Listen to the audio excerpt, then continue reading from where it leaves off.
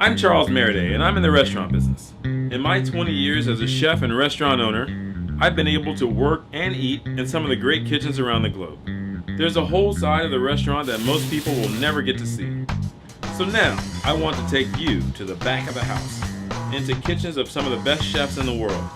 Along the way, I'll share some of my own tips and recipes so you can cook like a pro too. So join me in the back of the house for a whole new perspective on cooking and food. Roger. Service, please. Buona Pasqua. I'm glad that you came, please.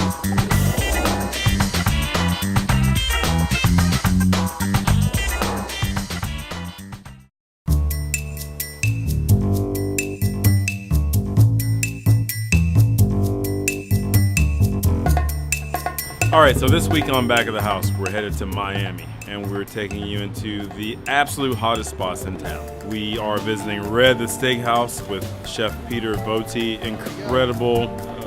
Just got voted best steakhouse in Miami by the Thrillist. And then we got the inside scoop on one of the hottest new restaurants in Miami, and we're in there behind the scenes before it even opened.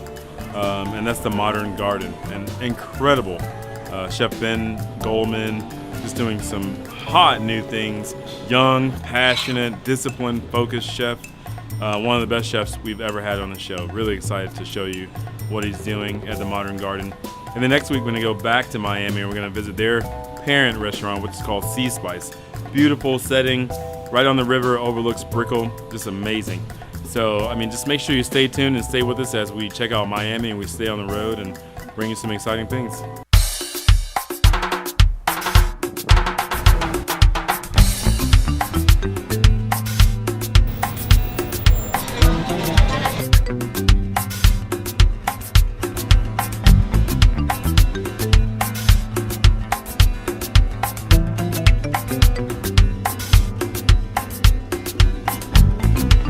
All right, Chef Peter, thanks for having us here at Red the Steakhouse.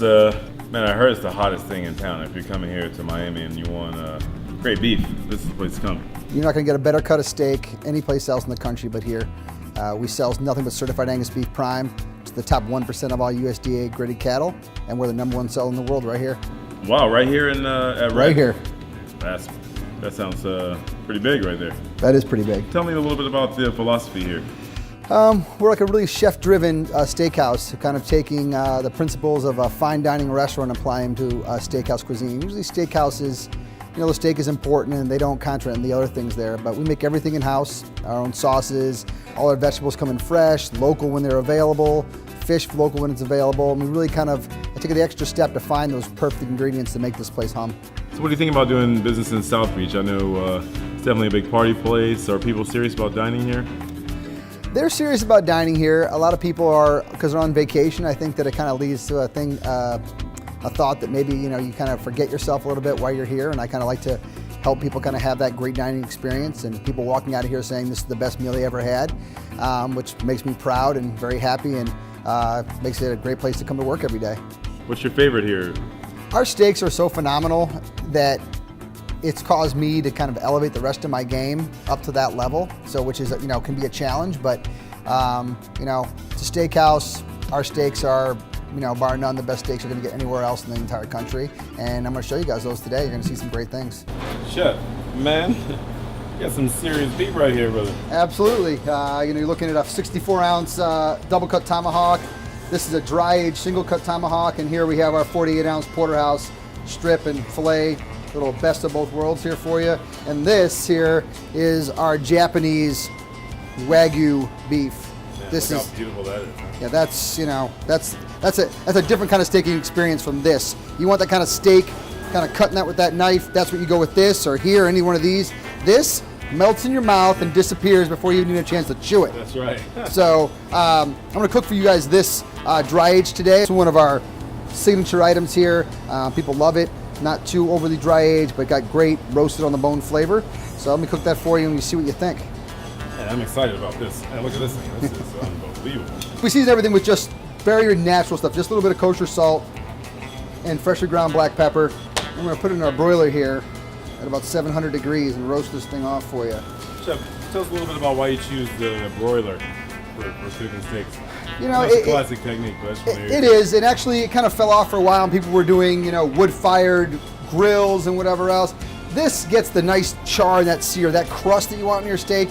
You get it with this. With a grill, you're not going to get that. A flat top or whatever, you're not going to get it. We're, you know, a traditional steakhouse based, you know, with some, you know, some culinary love that other people have kind of lost, and that's what I love about running a steakhouse here. Is we do this in the right way. If you were at that fabulous restaurant in New York, they're doing things the same thing we're doing here. You walk through the kitchen, see the exact same items, whether it's black truffles or wild mushrooms. Some of the companies that go with the steaks, we're doing them the old school way, and that's why people love our food. That's why we're here, Chef. So in we go. Wow. 6 minutes, we'll be ready to go. So tell us a little bit about the restaurant on a Saturday night when you guys are pumping. Like, how many dinners are you guys cranking out here? During season, you're looking at somewhere between 300 and 400, depending on the night and who's in. But we like our customers to have like an experience. Our guests have an experience here, so we're not looking to do high volume numbers. We want them to come in, eat a great steak, have a nice drink, a nice bottle of wine, enjoy our fabulous desserts, and everything else that comes with the meal. So I don't want to rush people out of here. People come here, they come here to have a dining experience. They don't want to be kind of processed through like other restaurants go. So if you come in for a 3-hour dinner, you're going to have a 3-hour dinner and have a great time and enjoy yourself. And other places are trying to rush you out the door. If you stay all night, it's better for me, especially when people come back because they love the experience.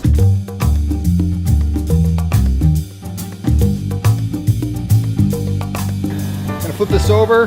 We're rare right now. Another couple of minutes, we're ready to mid-rare. We'll let it rest, and we're going to slice this thing up. You guys can try, you know, the best steak on the beach. So when people come in for this, is this something they typically enjoy for 2 people? I mean, I think I could probably eat It that, depends. You have a lot of people come in here that they want to have that big steak in front of them on the table, and they get that just for themselves. So get a 6 top of guys. They may all get one of those. I have this little girl who comes in here, and she's got to be about 5'2", and that's her thing. She comes in, and that's her. She knocks the entire thing down, wraps the bone up, takes it home to her dog every time. Man, that's serious right there. But about 700 degrees in there, so it's going to get that nice char and seal the flavor in. That's why we use the broiler for the most part too. Is that crust on the steak seals in the juices, seals in the flavor.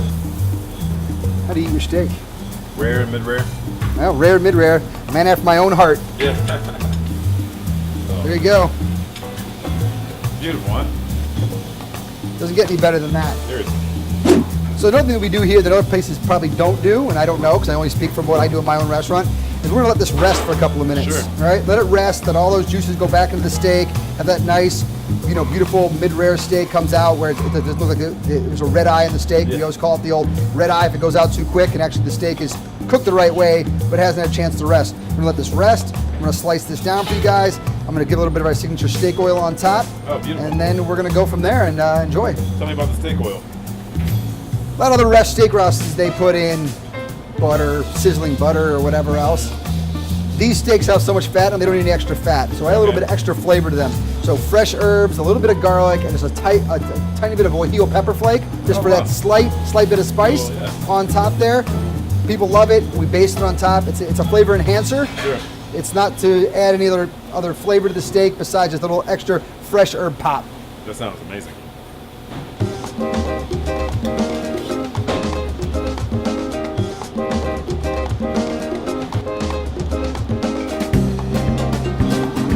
Are you serious right now? Look at this thing. This is my absolute favorite cut of beef right here. Ribeyes got plenty of fat. And this dry aged, it'd be nice. You're not gonna see a lot of like excess like juice coming out of the steaks. It's been dry aged, but the flavor is just gonna be super condensed. And in your mouth, you're gonna taste that extra flavor. Let's go outside and taste this. Let's do it. We're ready to jump on that right now. For sure.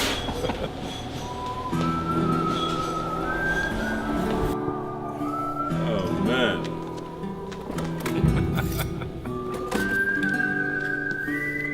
Steak knife. Yeah, absolutely. There you go. Wow. Uncertified Angus beef prime dry aged tomahawk. Man, I feel like Fred Flintstone for sure right now. I'm about to be all over this.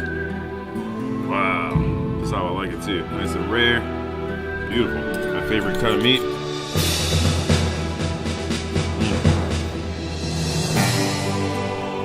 That's delicious. Glad you're enjoying. Absolutely delicious. No question about it. Full of flavor. It's fantastic. I could definitely eat all of this without any trouble. All right, cooked it now. You have to eat it. Yeah. It definitely picks up that nice little hint of spice, though. It's not too much, you know. It's right really there in the nice. back of your palate, just to add a little, extra to the steak. Yeah, not to overpower the flavor of the steak, just to add a little something extra, and a signature item you're only going to find here. Wow, chef. Quite impressive, to say the least. Well, thank you. So, thank you very much. I can tell how passionate you are about what you do. I mean, it really shows in the restaurant, in the kitchen, in the food. So, very nice. All right, man.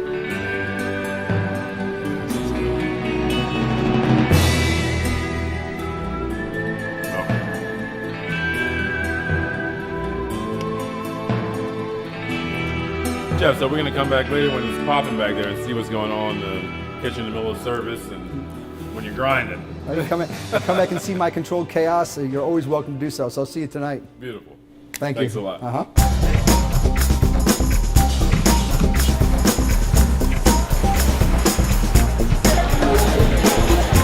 afternoon, guys. We're at the Steakhouse, about 20 to 9 here, right in the middle of the rush. You can see we got a bunch of tickets coming in, a bunch of food coming out. So I got some big steaks like what we saw today coming up right from AB on the broiler down there. The guy's an absolute virtuoso on the broiler.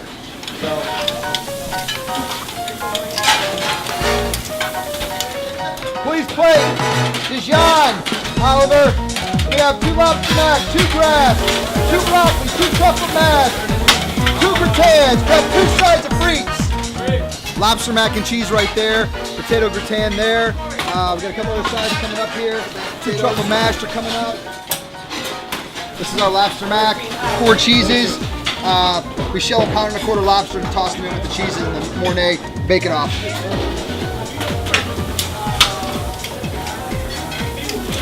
3-pound Maine lobster shelled over some aglio pasta.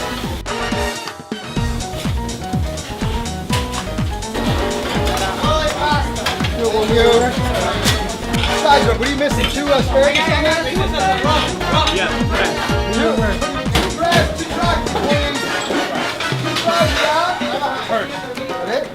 Medium rare. All medium rare. Yes, sir. I got 1 more medium rare. All right. Junior, do me. Let's go. 1, 2, 3, holla at me.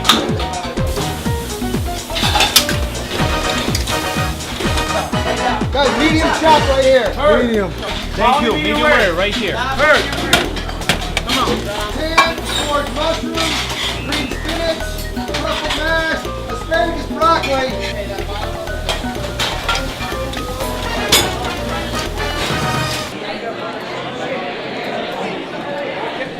There you go, truffle langoustines, guys. Should be, there's a pound of truffle on there. Hey guys, charcuterie. This is the wild boar sausage. This is our house-made pastrami, duck prosciutto, bresaola house-made, and this is some felino. That's our foie gras and apple pie, aged balsamic, and that's our tuna poke.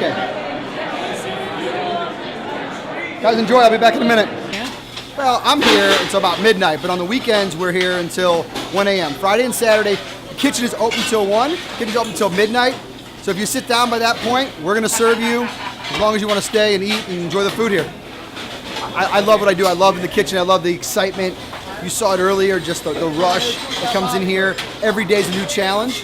And, I tried the office job thing. It just didn't work out for me. I'm not a 9-to-5er.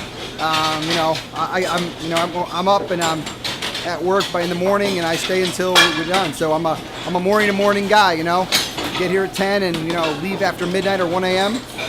It's a labor of love, You want to be great at something, you got to love it, and I love what I do. Sleeping for the people who don't cook. I don't sleep. My sleep comes to me about 2 and 5 a.m. That's when I sleep. The rest of the time, up and at 'em, making sure things come in the right way, making sure that right fish comes in, whatever. I got people calling me from France, from Hawaii, each and every day. So if something comes in that I want to bring in, I answer that phone call. And maybe that one chance, chef, I have this one piece of something, I know you're going to like it. And that's where we get those pieces in. So you got to stay on your toes. You want to stay on top, got to stay on your toes. Please plate, oxtail, lobster mac, mushroom and onion, butter mussels, Main course 283 burrata. Fire mac and cheese. Don't go away, there'll be more cooking and food when Back of the House returns. After these messages. Alto Live Jazz Kitchen is Southwest Florida's new hotspot for dinner and nightlife. Featuring local and nationally known jazz acts 7 nights a week, award-winning cuisine, a full bar, and extensive wine list, Alto is the ultimate destination for great music and food. Come see what everyone is talking about at Alto Live Jazz Kitchen, located in Bayfront, downtown Naples, or go to altonaples.com for a current menu and entertainment schedule.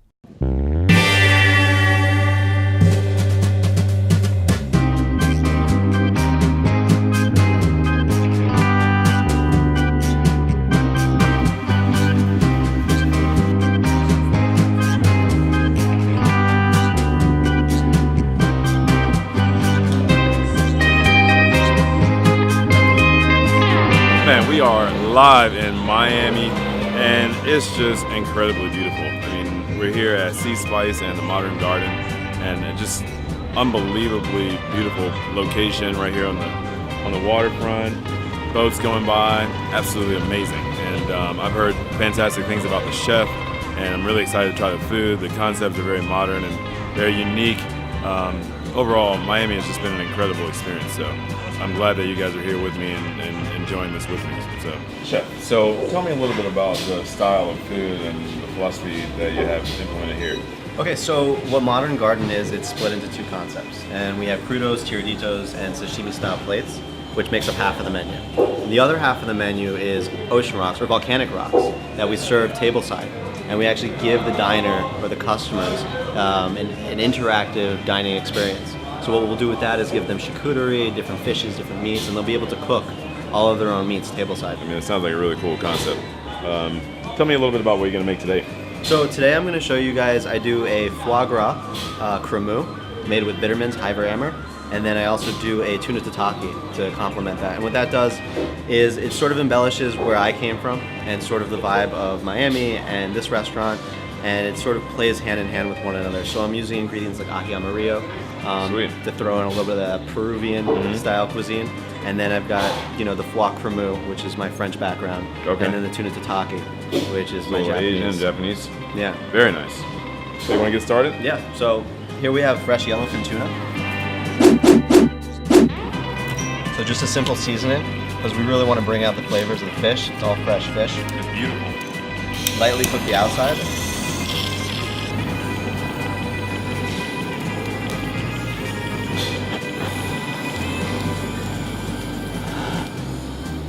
So now that we got our tuna seared, we're also going to torch these red pearl onions. They've been confit in maple syrup and butter. Wow. Another component to our dish is pickled zucchini. And simply we just take zucchini, we shave it. For the pickling liquid, we do apple cider vinegar, and then 4 parts sugar to 1 part salt. We just take these and we slice them in half. And then again.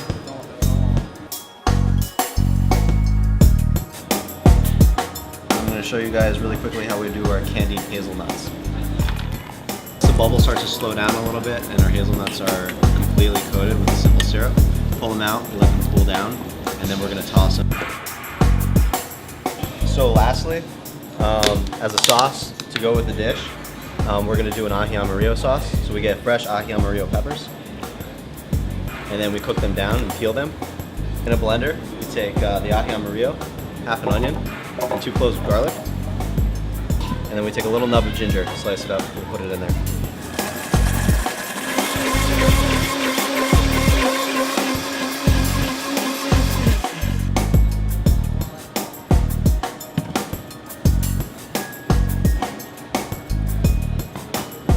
So, lastly is our foie gras cremeux, which is the main highlight of our dish. So what we do is we take Hudson Valley foie gras and we'll devein it, and then we'll cook it in sous vide at 129 degrees with a little bit of a high variammer liqueur. It's a cinnamon liqueur that has essences of orange blossom extract, and then we'll add a little maple syrup to finish that. gelatin sort of thickens it up and gives you like a panna cotta type texture.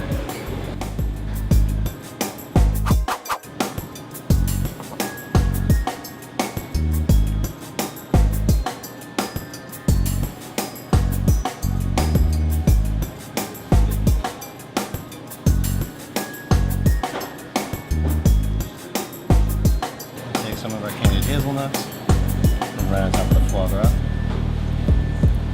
Black lava salt, a little bit of a smokiness.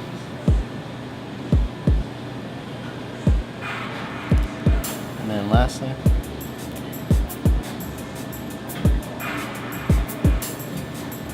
a few flowers just to liven up the dish.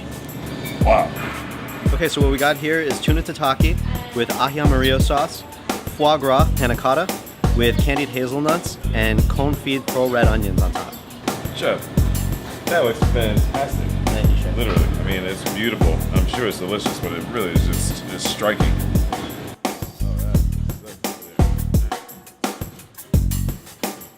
Ideal bite, right?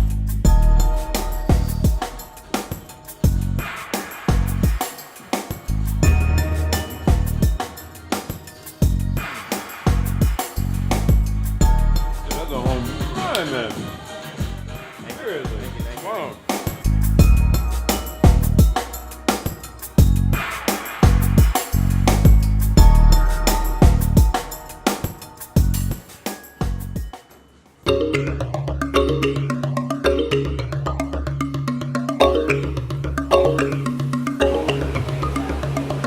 Oh yeah, baby. Okay, so this week we filmed in Miami, and it was just unbelievable. Everything is just so bright and fresh and just like really energetic. So it really inspired me to make this dish. It's a very light, kind of Miami-inspired dish, lobster ceviche. And we twist it up a little bit with a little bit of watermelon. All right, so we can start with 2 Maine lobsters, and you might ask, why Maine lobster? Why not, Caribbean lobster or Florida warm water lobster? The main reason is because I can get these alive still, and typically, unless you're catching them yourself or you have a connection, the Caribbean water, the warm water lobsters are not always alive or fresh. Most of the time they're available frozen. So when we're making ceviche, we don't want it to be cooked all the way through. We want it to be just raw in most of it. So 2 Maine lobsters right into the water. All right, and make sure you salt the water liberally. And these you don't really want to cook for a very long time. You just want the meat to set and kind of firm up in the shell. I don't want it to cook all the way through. All right, just let that sit for just a few minutes. All right, just twist the tail forward like that. So right here, there should just be 2 quick whacks with the back of your knife, not the front for sure, but always the back. Keep it uniform. We're actually going to slice the tail up, so slicing straight through. All right, so that's perfect. That's exactly what I'm looking for. Nice medium rare. Perfect for ceviche.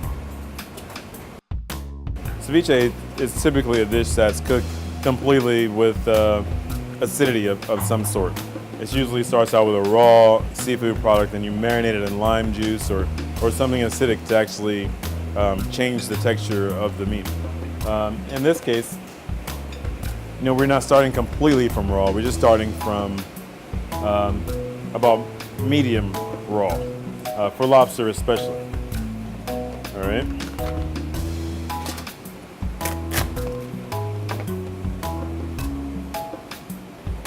I'm gonna take all of that stuff out. This is perfect.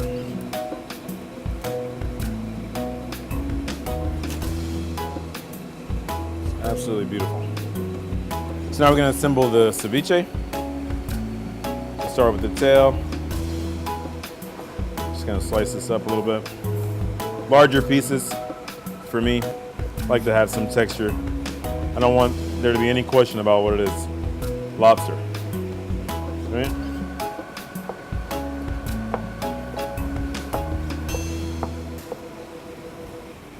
Super nice. Okay, so the unique thing about the spin on this ceviche, for me anyway, is it's going to be typical. I'm going to walk you right through it really quick. So we start with some brunoise, red and yellow peppers. Brunoise is just a really small dice or fine chopped yellow and red pepper.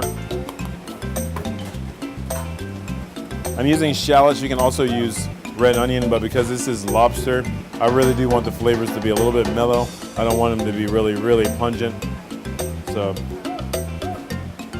little shallots are nice there. Cilantro for sure is one of the key ingredients in ceviche. So nice cilantro. And then one thing that I think is a little bit different, I like to have some brightness, add some really bright notes. So I like to add a little bit of mint. So fresh chiffonade of mint. Lime juice. This is the key ingredient. This is what's going to really cook the lobster, for lack of a better term. The lime juice. So we're going to be pretty liberal with that. Now you want to create some balance, okay? And this is one step that a lot of people miss when they're making ceviche. It becomes imbalanced because it's purely lime juice. I like to balance it out. So with this, add some shrimp stock, or actually you could use some lobster stock. This is shrimp stock. And it just helps to mellow out that lime juice and not make it overly acidic. You definitely need some spice. You know, it has to have a little bit of zip to it. So a little bit of Tabasco there. A little salt. And this is a little extra virgin olive oil that we flavored with fresh herbs. Now typically, if you were really concerned about this being raw, which we're not, you would let this sit probably for 20 minutes or 30 minutes until the acidity just started to kind of cook the meat. But I wanted it to be raw. I wanted it to be at least semi-raw. I think that's really part of the beauty of it. One of the main ingredients aside from the lobster is going to be watermelon. It's just going to add a real nice fresh component. It's really nice and crisp, bright. So we're going to alternate parts of watermelon along with the lobster.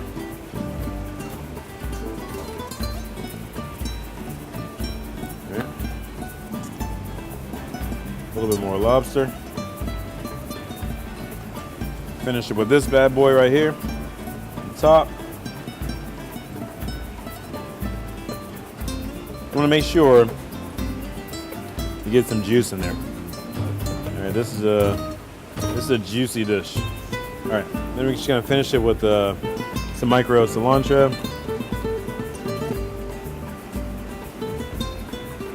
and a little bit more of the herb oil.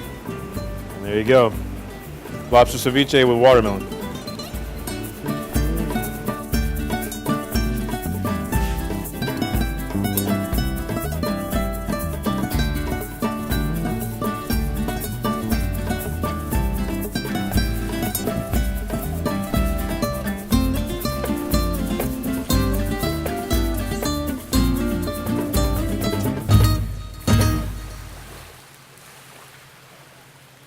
Ooh.